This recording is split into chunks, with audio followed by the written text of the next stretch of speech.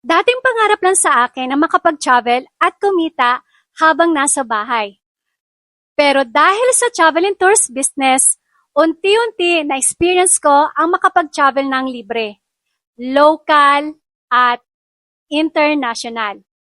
Imagine, habang tinutulungan ko ang iba sa mga travels nila, may extra income na, may free travels pa.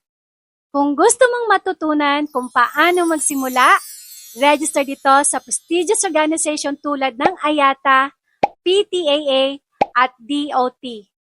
Meron kaming free face-to-face orientation ngayong April 27, Linggo, sa Zamboanga City, Moon's Grill Restaurant, Nunez Extension, at Butuan City sa Jollibee Drive-Thru near Doctors Hospital.